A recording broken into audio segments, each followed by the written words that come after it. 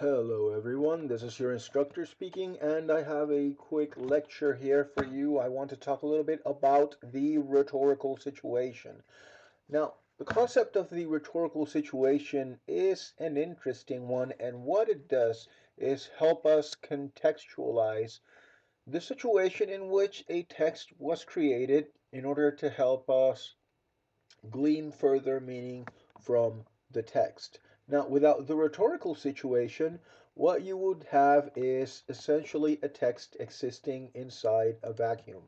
So you would have nothing, and then you would have the text. And that by itself, we can get some answers from the text, but it doesn't really tell us anything about who wrote what and what they were talking about. And that's where the rhetorical situation model comes into play.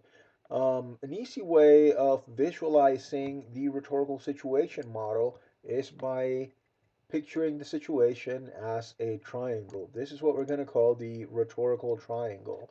And what you want to do is take the text from nowhere, from the vacuum, and put it inside of a rhetorical situation.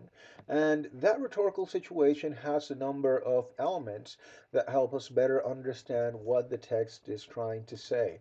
One of those elements being the speaker or author. And once we understand the author, we can get a better idea of what was meant by the text. And if this doesn't make sense at this point, don't worry, stick with me until the end of the video. I promise it will all click into place. Now, the speaker is talking about something. That something being the exigency. And so we have that up here, exigency. And of course, we can't have communication without having an audience. And that is something that we place down here in our rhetorical situation model, audience, right? And what is actually happening when we read a text is not that everything exists in the text itself and that there's nothing outside of the text, right? That's not real life. What's actually happening is that we have a speaker talking about the exigency. So the speaker writes about the exigency to the audience.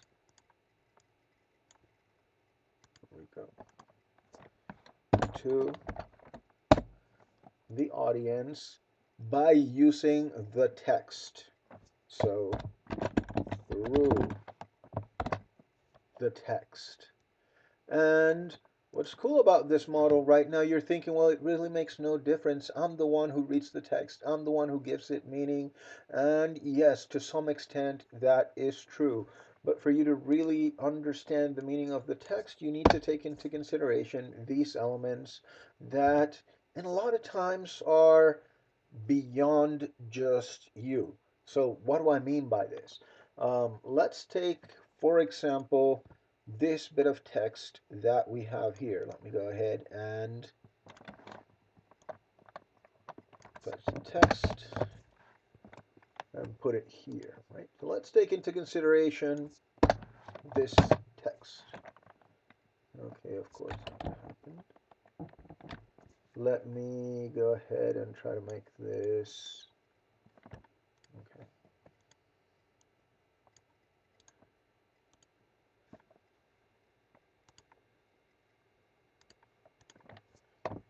All right, there we go. Let's take into consideration this bit of text here, which reads, I worry that our most valuable picture could crack in this heat, said the manager in one of his discouraged moods. I wanted to help, but all I did was hit a fly. If we only had more fans, he continued, we would all feel better, I'm sure. I wish our best man would come home.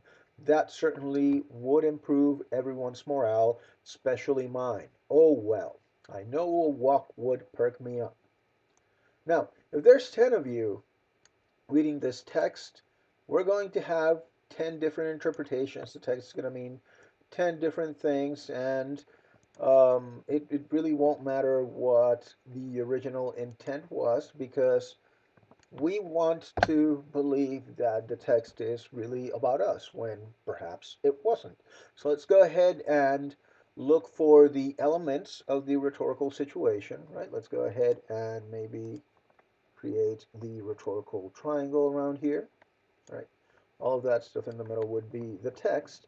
Now let's fill in the blanks. We know that there is an author. Let's call this author, we already know that it's the manager, as we have here in this bit of text, set the manager in one of his discouraged moods. So the author of this text is the manager, right?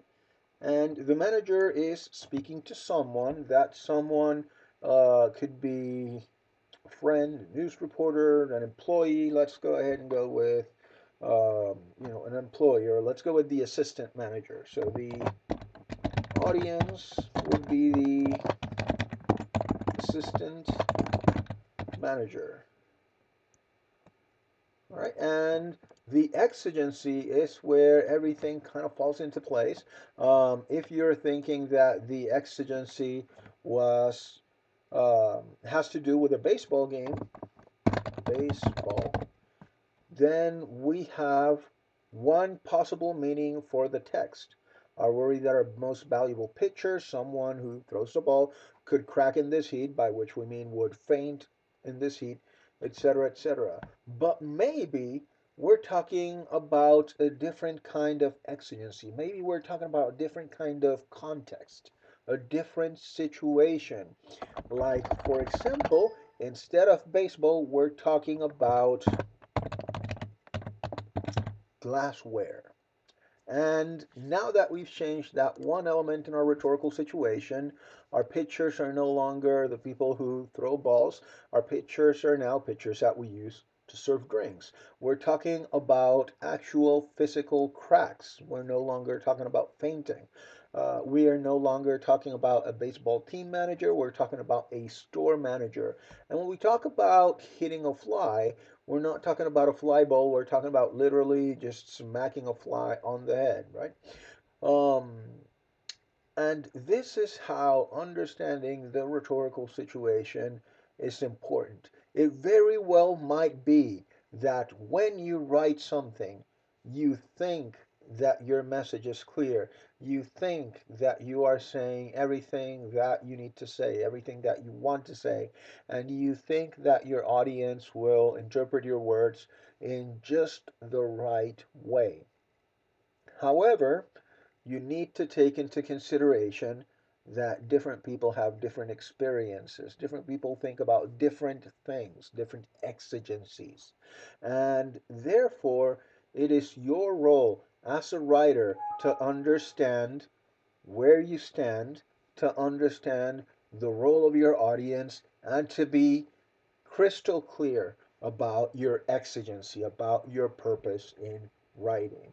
Because if you don't, it might be that your audience misinterprets something that you say or write. Right? So that's the end of this short clip, and keep an eye out. There will be an activity coming soon.